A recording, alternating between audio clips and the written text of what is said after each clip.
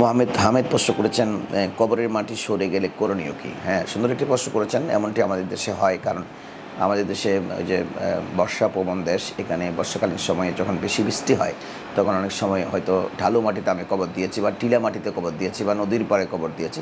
হঠাৎ করে কবরের মাটি সরে যেতে পারে, সরে গিয়ে কফিনটা দেখা যায়।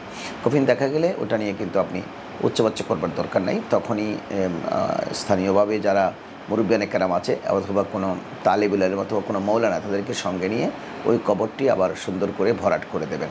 ওটা ওখান থেকে উত্তোলন করবার কোনো দরকার নেই, উত্তোলন করবার দরকার নেই। মানুষ এসে হয়তো অনেক সময় দেখা যাবে যে মহিলারা এই আওয়াজ শুনে আসতে শুরু করেছে, আপনি 1-2 দিন বিলম্ব করলেন না, ওটা ঠিক না। আপনি কোনো কাল বিলম্ব না করে কবরটি সে অবস্থায় কী করে দিতে হবে, ভরাট করে দিতে হবে। যদি কফিন দেখা যায়, এটা তো একটা বিষয়, কারণ অনেক কফিন কিন্তু কবরের বাড়িতে জিন্দা থাকে, যুগ যুগ ধরে কিয়ামত পর্যন্ত জিন্দা থাকবে। আল্লাহর বরহক ওলি আল্লাহরা মাটির সাথে পৌঁছে না, মিশে যায় না, ওরা কিন্তু ওদের বড়ি মাটি ছুঁইতে পারে না। নবীদের ব্যাপারে তো সেটা খাস। সমস্ত আম্বিয়া আলাইহিমুসসালামের জন্য মাটি, ওনাদের কফিন বক্ষণ করা সম্পূর্ণ মাটির জন্য হারাম, মাটির ধারে কাছেও আসবে না। প্রত্যেকটা নবী, এই হযরত আদম আলাইহিস সালাম থেকে আমাদের প্রিয় আকা পর্যন্ত 1,24,000 পয়গম্বরের শরীর অক্ষত অবস্থায় মাজারে পাকে আছে। কিন্তু পাশাপাশি কিছু অলি আল্লাহ যারা বারহক জিন্দেগি বসর করেছেন, তাদের কফিনও কিন্তু অক্ষত। সে অবস্থায় যদি কফিন ওখান থেকে দেখা যায়, অথবা দেখা নাই বা গেল, দেখা গেলো একটা ছিদ্র হয়ে গেল, একটা মাটি সরে গেল বা পানি ঢুকতে শুরু করলো, একটা গর্ত হয়ে গেল, তখন কফিন দেখা না গেলেও সেই মাটি আবার ভরাট করে দেবেন।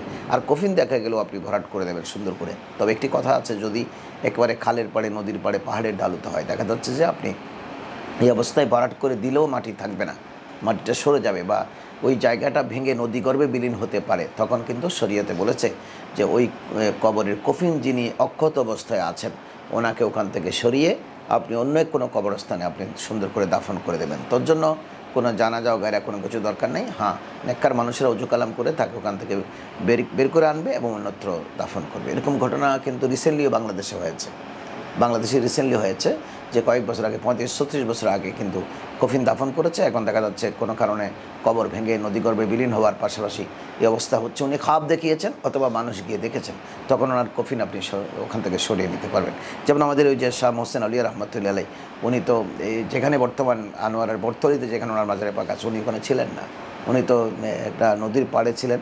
ওই নদীর পাড় থেকে যখন নদী ভাঙ্গনে ইনার কফিনে পাক চলে যাওয়ার উপক্রম হয়েছিল, তখন উনি বিশেষ কিছু মানুষকে স্বপ্নে দেখিয়েছিলেন যে আমার নদী ভাঙ্গনে আমার কফিন এখান থেকে এসে যাবে, তোমরা আমাকে সরিয়ে অন্যত্র বা অন্য জায়গায়, বা সরাসরি ইন্ডিকেট করেছেন বটতলির অমুক জায়গায় তোমরা আমাকে দাফন করে দাও।